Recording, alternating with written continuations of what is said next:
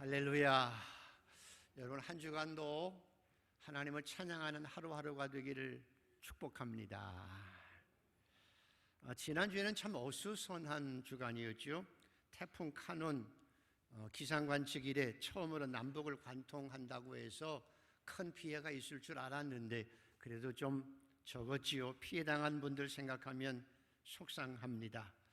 하와이 마누아 섬이라고 하는데 산불이 나가지고 한 도시가 폐허가 될 정도고 수십 명이 사망했는데 아직도 행방불명 된 사람이 1,000명 정도가 된다고 하니까 앞으로 어떻게 될지 참 안타까운 소식입니다. 새만금에서 열렸던 잼볼이 국제적인 망신 당했습니다. 여행하는 잼볼이는 한국에서 처음이라는 좋은 소리입니까? 나쁜 소리입니까? 비아냥거리는 소리는 들리기도 하고요. 어쨌든 K-팝으로 잘 마무리가 되어서 그래도 다행이라고 생각되기도 합니다. 좋은 소식, 나쁜 소식이 늘 오가고 있습니다. 성경에도 좋은 소식만 있는 것이 아니라 나쁜 소식도 전해지게 되어집니다. 오늘 우리가 읽은 예레미야 25장은 좋은 소식이 아니라 참 듣기 거북한 하나님의 심판과 징계에 대한 소식입니다. 그런데 징계의 소식도요, 사실 하나님께서 징계하는 것도 하나님이 사랑하시기 때문에 징계합니다.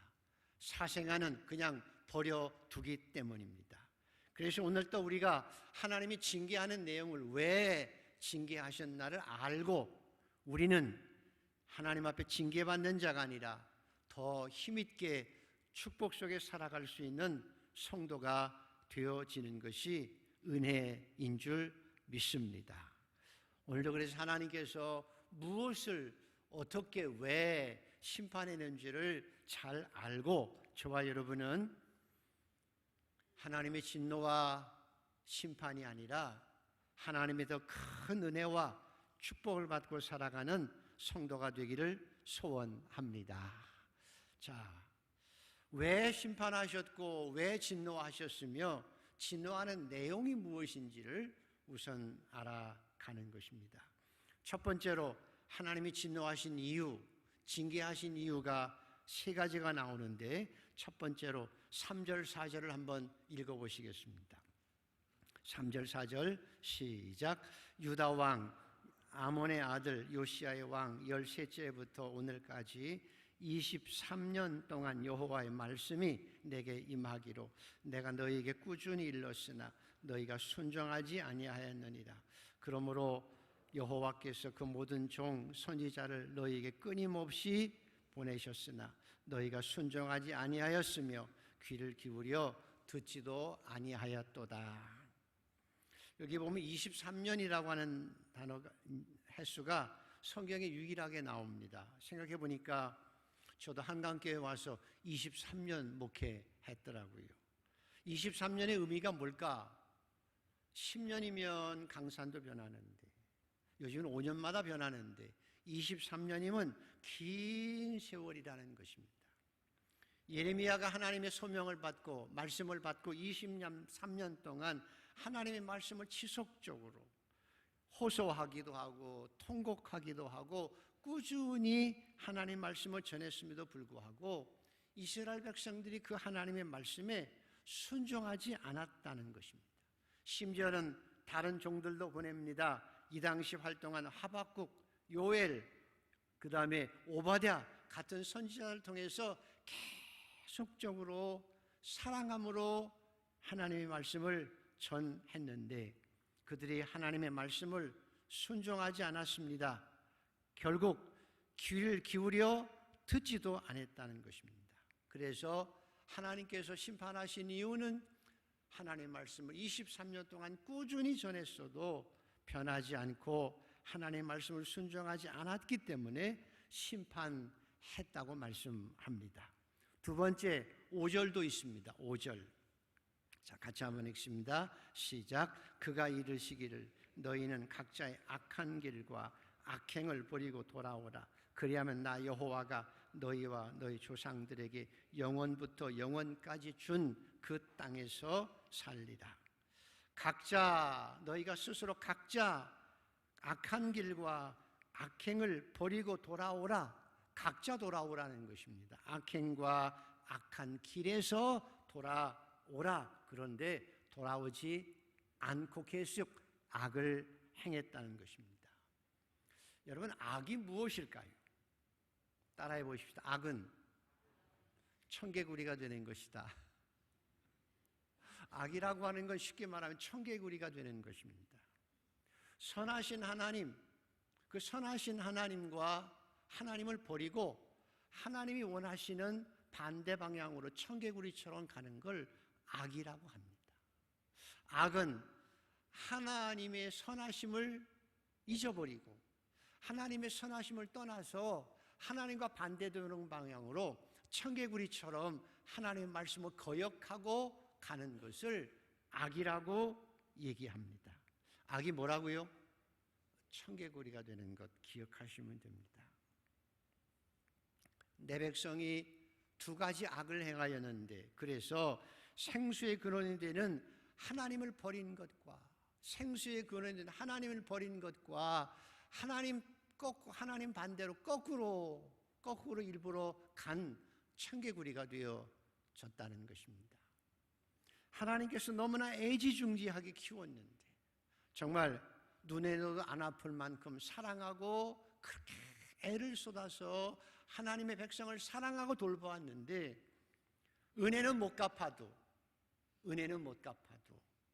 떠나고 배신하고 떠났다는 것입니다. 하나님의 뜻을 떠나지 않는 그것이 악이라고 하는 것입니다. 청개구리처럼 하나님을 떠나고 하나님의 뜻에 반대되는 삶을 살았기 때문에, 악을 행했기 때문에 심판을 받은 것입니다. 자, 세 번째 또 있습니다.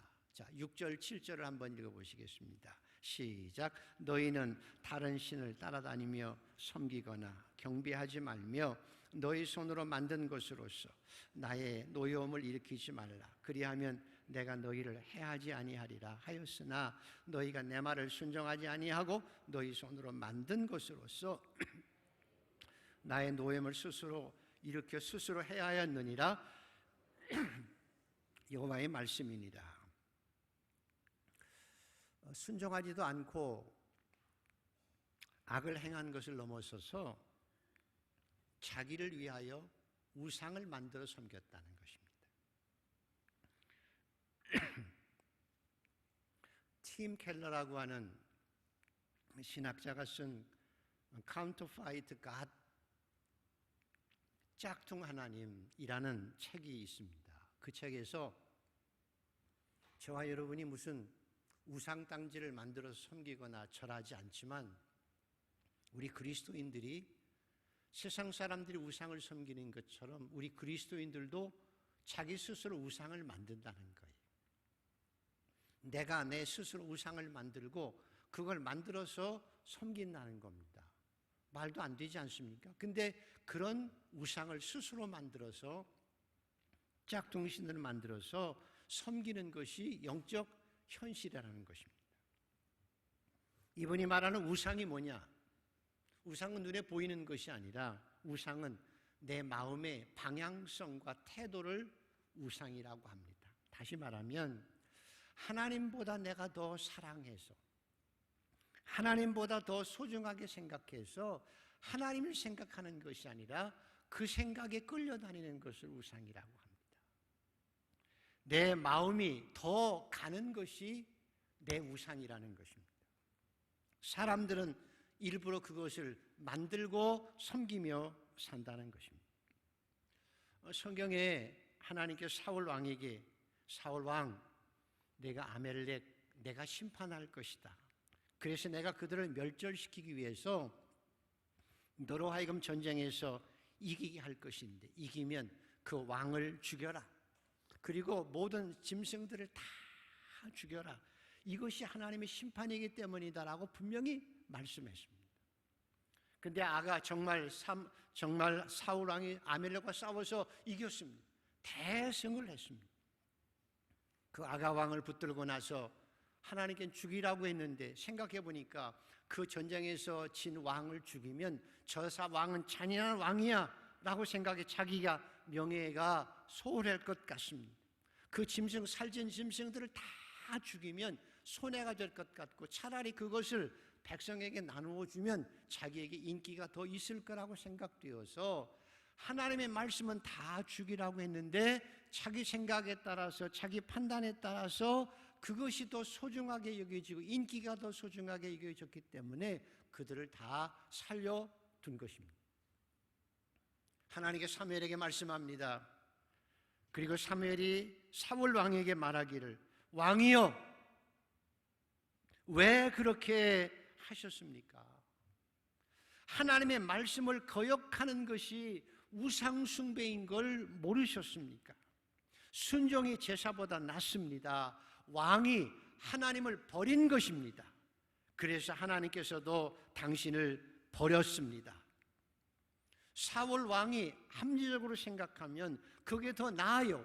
그런데 자기 명예에 자기 인기에 더 마음이 갔습니다.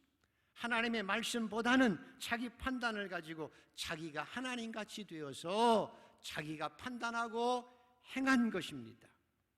자기 마음대로 살려준 것입니다. 자기가 만든 자기가 신이 되고 자기가 만든 신이 되어서 그것을 행했던 것입니다. 그것이 우상 숭배였습니다. 오늘도 저와 여러분이 그런 우상 숭배에 빠지기 쉽습니다. 하나님께서는 우리에게 이 땅을 살아가는 동안 물질을 주십니다.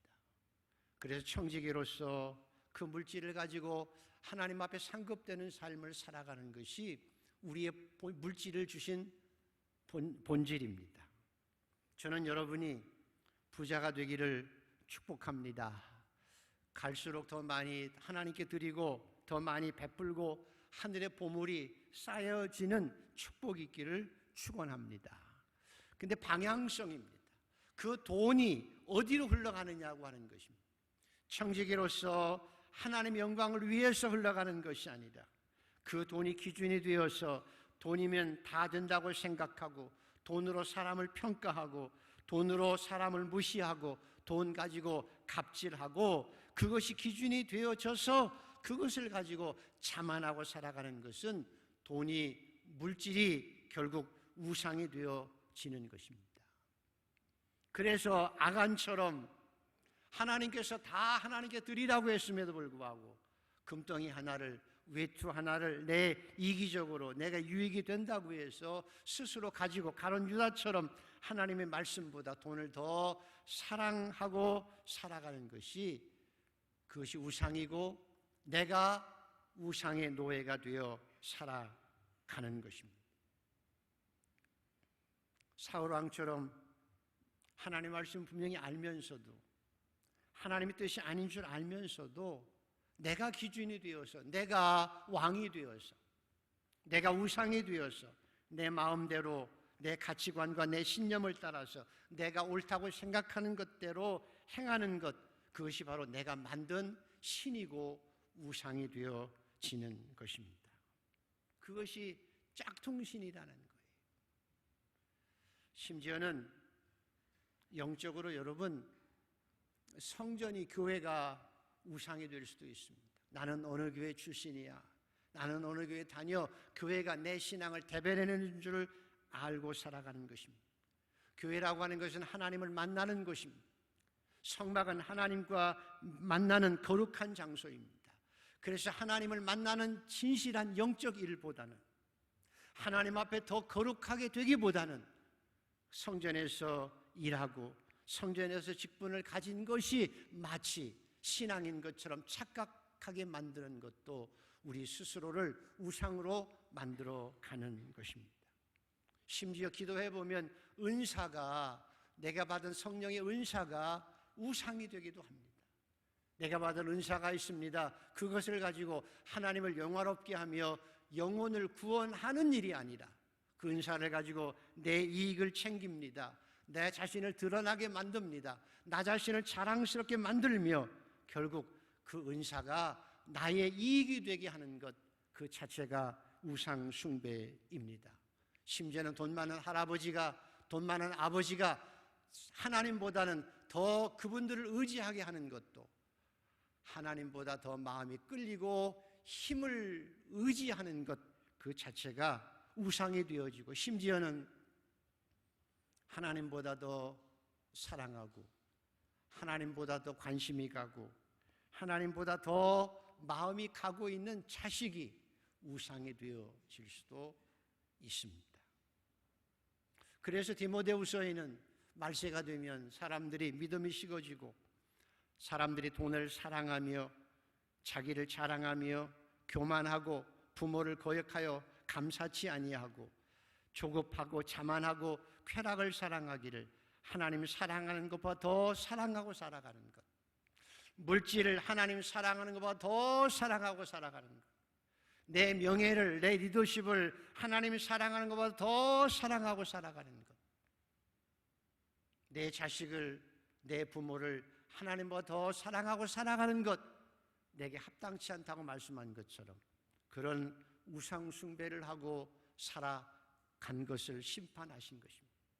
겉으로는 하나님도 섬깁니다. 그리고 내가 만든 우상도 섬기고 살아가는 그 잘못된 신앙에 대해서 하나님께서는 철저하게 징계하시고 심판하시는 것입니다. 그래서 9절과 9절에서 11절까지를 한번 보십시다. 어떻게 심판하시는가? 자, 같이 한번 읽습니다. 시작. 보라, 내가 북쪽 모든 종족과 내 종 바벨론의 왕 느부갓네살을 불러다가 이 땅과 그 주민과 사방 모든 나라를 쳐서 진멸하여 그들을 놀램과 비웃음거리가 되게 하며 땅으로 영원한 폐허가 되게 할 것이다. 여호와의 말씀이니라. 내가 그들 중에서 기뻐하는 소리와 즐거워하는 소리와 신랑의 소리와 신부의 소리와 맷돌 소리와 등불 빛이 끊어지게 하리니 이 모든 땅이 폐허가 되어 놀랄 일이 될 것이며 이 민족들은 70년 동안 바벨론의 왕을 섬기리라. 무서운 심판입니다. 우리가 기억해야 될 것은 하나님의 말씀입니다. 민수기 14장에서 하나님께서 너희 말이 내 귀에 들린 대로 내가 행하리라 말씀합니다. 참 무섭지요? 너희 말이 내 귀에 들린 대로, 너희가 원망하고 투덜거리며 배신하는 그 말 내 귀에 들린 대로 내가 행하리라 말씀하시죠. 예수님께서도 마태복음 12장에서 내가 너희에게 이르노니 사람이 무슨 무익한 말을 하든지 심판날에 대하여 내가 신문하리라. 너희가 무슨 무익한 말을 할지라도 그 말 한마디도 내가 심판날에 신문하겠다고 말씀하십니다. 가장 두려운 말씀은 마태복음 5장에도 있습니다. 너희가 한 푼이라도 남김없이 다 갚기 전에는 결코 거기서 나오지 못하리라. 이 말은 내게 남에게 손해를 끼친 것 한 푼이라도, 남에게 빚진 것 한 푼이라도 남김없이 다 갚기 전에는 나오지 못한다는 것입니다. 내가 하나님께 지은 죄 회개하면 되지만 사람에게 지은 죄는, 사람에게 상처 준 것은 그 사람에게 상처를 아물 때까지 가서 갚아야 되고 화목해야 되고 사화해야 되고 용서를 받고 화목해져서 용서를 받아야 나도 내 죄를 용서하신다는 것입니다. 삭개오처럼 혹시 몰라도 자기가 자기의 재산을 팔아서 반이라도 갚아야 되고 형제에게 용서받아야만 내가 너희 죄도 용서하시겠다는 것입니다. 왜 70년일까? 왜 70년의 바벨론의 포로로 끌려가게 하셨을까? 역대하 36장에 이유가 나옵니다. 내가 너에게 복 주려고 했던 안식일과 안식년과 희년을 지키지 않은 만큼, 내가 너에게 주려고 복을 주려고 정한 안식일을 지키지 않은 만큼, 안식일을 지키지 않은 만큼, 안식년을 지키지 않은 만큼, 희년을 지키지 않는 만큼, 그만큼 내가 너희를 포로로 끌려가게 하고 징계하고 그만큼 그 땅에 안식을 주겠다고 말씀하시는 것입니다. 너희가 불순종한 만큼 심판을 받는 것입니다. 그래서 오늘도 깊이 생각해야 될 것은 정말 여러분과 제가 예배를 드리면서 말씀을 드리면서 깊이 생각해야 될 것은 하나님께서 오늘 지금 나에게 무슨 죄를 찾아내실 수 있을까를 생각해 봐야 합니다. 내가 죄를 숨긴다고 해서 죄가 없어지는 것도 아니고 내가 감춘다고 해서 없어지는 것도 아닌데 사람은 속일 수 있어도 하나님께서 여러분 마음속에 생각 속에 삶 속에서 찾아낼 수 있는 죄악이 무엇인지를 깨달을 수 있고 회개할 수 있는 것이 복입니다. 우리가 잘 아는 대로 성철 스님이라고 하는 분이 계시죠. 82세로 작고하셨는데 참 대단한 분이시지요. 수행에 방해가 된다고 해서 자기 가족도 안 만나고 철조망을 딱 쳐놓고 10년 동안 막았다고 그러죠. 그리고 16년 동안 솔잎가루와 쌀가루만 먹고 살고 8년 동안 앉아서 수행하신 분이지요. 대단한 분입니다. 그분이 돌아가시면서 유언을 남겼지요. 내 죄는 산보다 높고 바다보다 깊은데 내가 어찌 감당하랴. 내가 수십 년 동안 포교한 것이 헛것이로다. 우리에게는 구원이 없다. 왜? 죄값을 해결할 자가 없기 때문이다. 그리고 단절했던 딸에게 사과하면서 딸아, 내 인생을 내가 잘못 선택했단다. 나는 지옥에 간다. 내가 평생 진리가 아닌 것을 진리라고 속인 죄가 너무 커서 나는 지옥에 떨어진다라고 유언을 남겼다고 하지요. 저는 이분이 참 대단한 분이라고 생각합니다. 얼마나 진실하게 자기를 성찰해 보았습니다.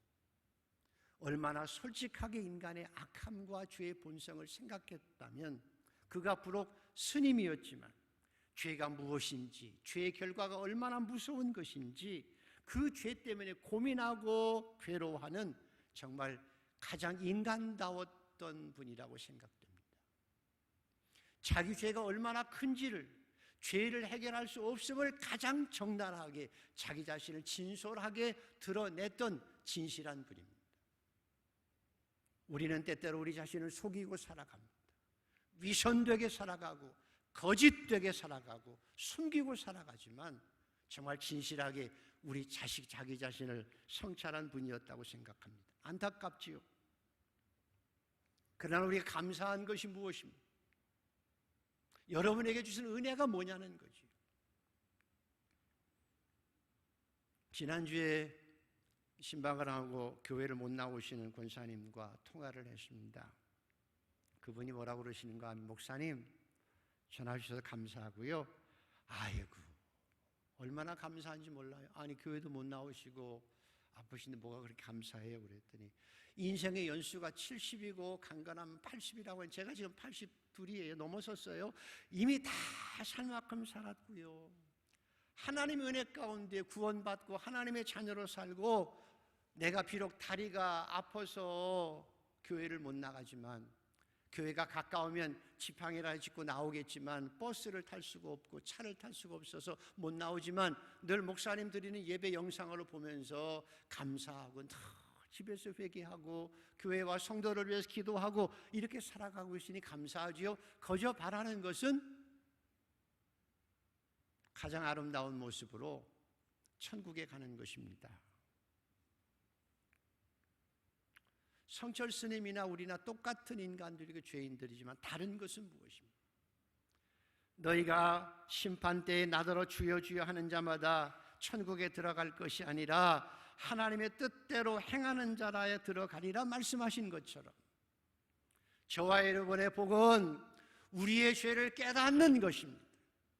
이왕이면 성철 스님보다 더 깊이 있게 얼마나 많은 죄가 내 피부 속에, 내 삶 속에, 내 생각 속에 숨겨져 있는지 성령의 밝은 빛으로 그 죄가 무엇인지를 찾아내는 것이 중요합니다. 하나님께서 찾아내기 전에 내가 성령의 빛 안에서 내 죄가 무엇인지 얼마나 깊은지를 찾아내는 일이고 그는 우리의 죄를 사할 자가 없어서 나는 지옥에 간다고 했지만 나의 죄를 사해 주시고 7번씩 70번까지 사해 주시고 한 번 사한 죄는 기억도 안 하시고 용서하시는 그 하나님 앞에 나아가서 철저하게 회개하고 기도하며 죄 용서함 받고 심판 때에 정결한 신부로 흠없는 자로 죄 없는 자로 주님 앞에 서게 되는 것이 우리의 축복입니다. 오늘도 기도할 제목이 무엇입니까? 하나님, 저에게 죄를 깨달을 수 있는 성령의 은혜를 더하여 주옵소서. 하나님이 찾아낼 만큼 머리카락 하나의 죄까지도, 말 한마디 상처 준 것까지도, 거짓말한 죄까지도 깨닫게 하여 주시고 회개하게 하여 주시옵소서. 그리고 하나님 앞에 온전하게 하여 주시옵소서. 내가 주님 앞에 섰을 때에 정결한 신부로, 아름다운 신부로 설 수 있게 하여 주시옵시고 영원한 생명을 가지고 새 하늘과 새 땅에 주님 앞에 설 수 있게 하여 주시옵소서.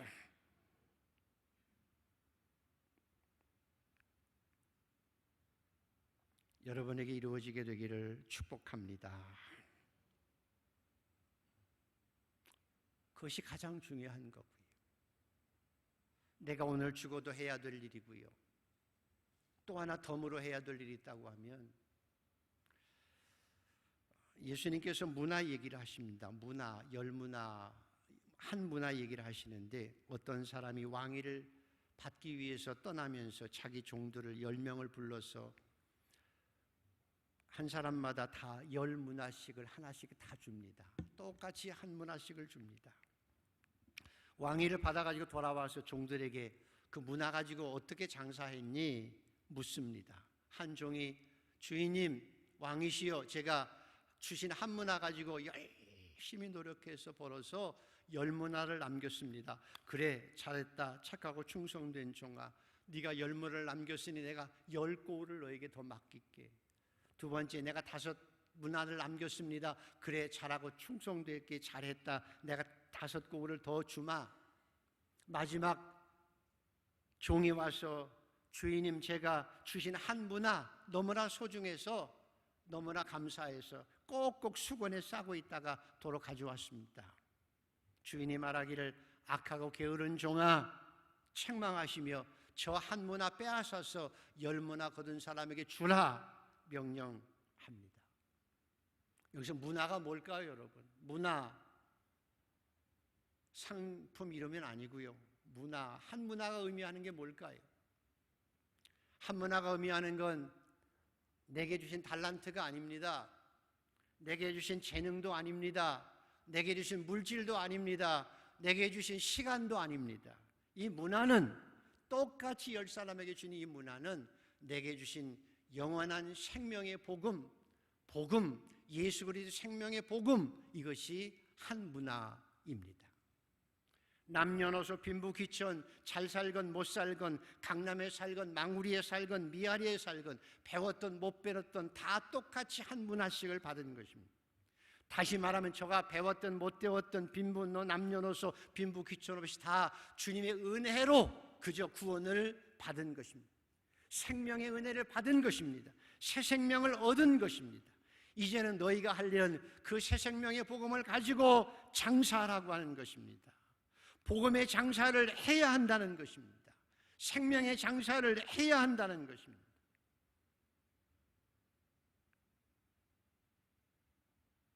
수건에 싸두는 것이 아니고, 하나님 내가 구원받았으니 감사합니다, 수건에 싸둔 것이 아니고, 그것이 소중하다고 창고에 넣어두는 것이 아니고, 그 복음을 가지고 생명을 살려야 한다는 것입니다.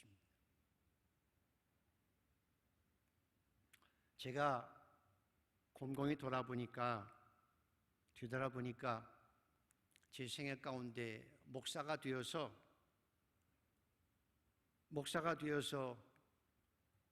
손해본 것들이 있습니다. 목사가 되기 전에 가장 복음을 많이 전했던 영적 황금 시기가 있었습니다.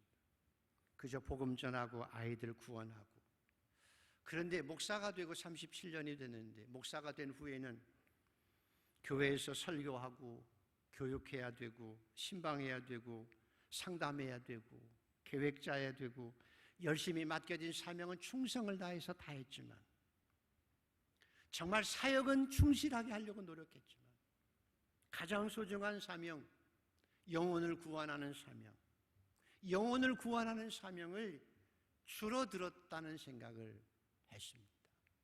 사역은 감당했지만 가장 소중한 사명, 천하보다도 귀한 영혼을 구원하는 사명은 소홀히 했던 것, 가장 소중한 것을 소홀히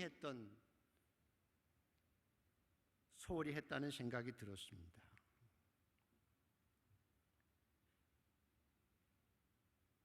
여러분도 장로가 되고 권사가 되고 집사가 되는 것이 도리어 영적으로는 하나님 앞에 소중한 것을 소홀히 여길 수 있는 계기가 될 수도 있습니다.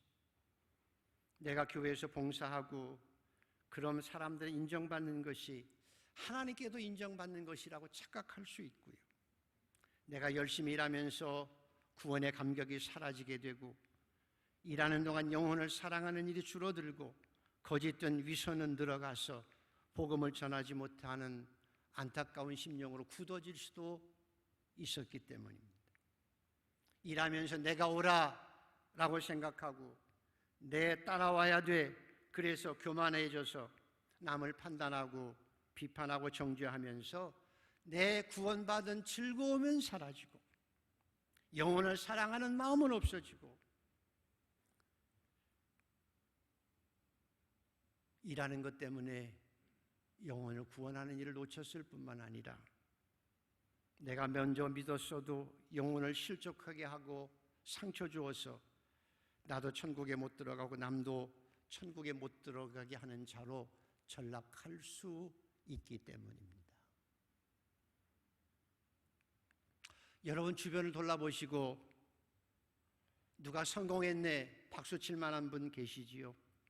참 저분 부럽네, 충성스럽네라고 하시는 분들 계실 수 있으나 사실은 아무리 많이 가져도, 아무리 명예가 있어도, 아무리 능력이 있어도, 아무리 존중을 받아도 그가 예수를 모르면, 주님이 잘했다고 칭찬하지 않으면 터진 웅덩이를 만들고 터진 웅덩이에 헛짓하는 삶을 살아갈 수 있습니다.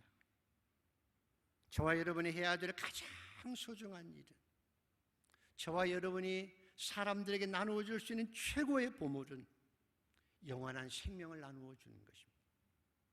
내가 구원받아 새 생명을 가지고 살고 이렇게 살다가 영원한 생명을 가진 하나님의 나라에 들어가는 것처럼 내가 나누어 줄 수 있는 가장 소중한 것, 내가 가지고 있는 새 생명, 내가 가지고 있는 영원한 생명, 그것이, 그 복음을 전해주는 것이 가장 소중한 일입니다.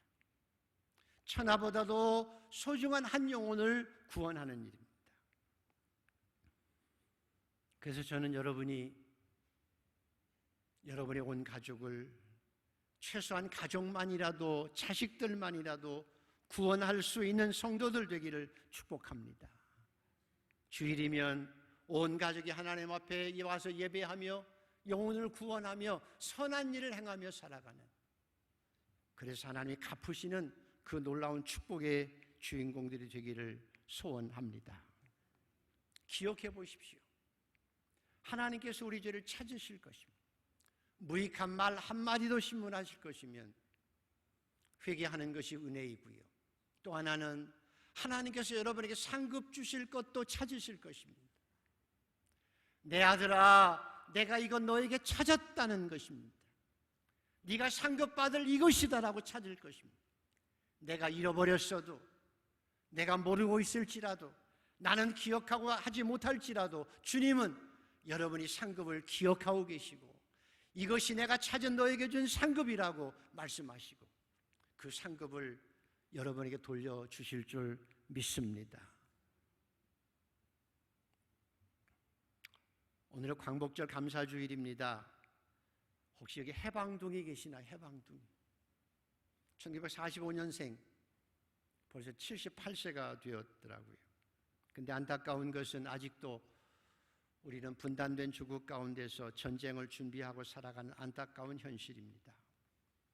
저희가 젊었을 때, 청년 때, 여러분도 그랬지만 삼각산 구국기도원 막 쫓아 올라가서 뽑히지도 않는 소나무 붙들고 밤을 새우면서 하나님, 기도했던 제목이 뭔가 하면 하나님, 5천만 민족이 그리스도에게로, 하나님 이 땅에 선교 한국의 역사가 이루어지게 하여 주시옵소서. 두 가지 기도했지요.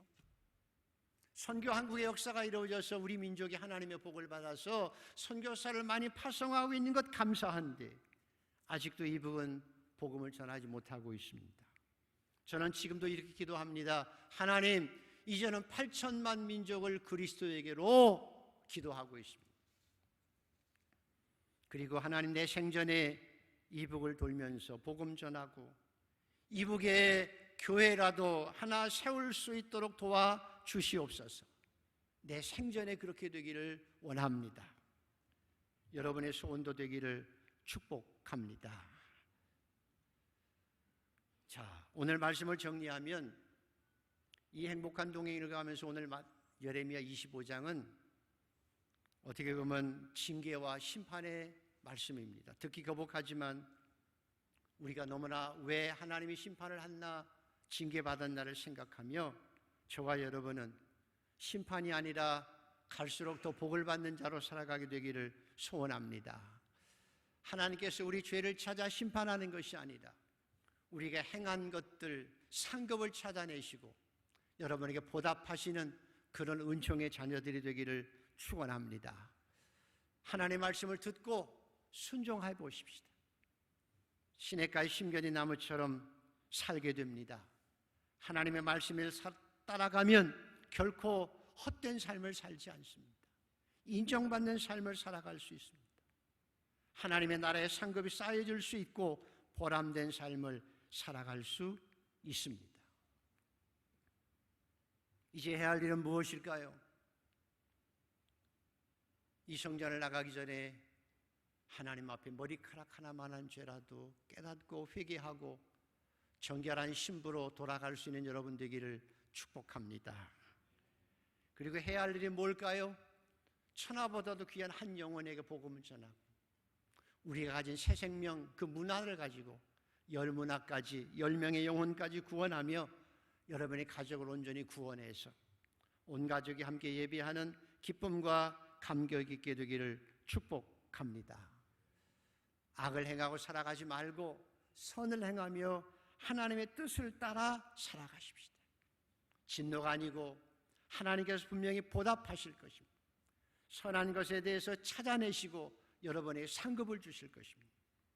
나중에 주님 앞에서 착하고 충성된 종이라고, 잘하였도다 착하고 충성된 종아 주인의 즐거움에 참여하라, 그 소리를 들을 수 있는 우리 한강의 모든 성도들 되기를 축복합니다.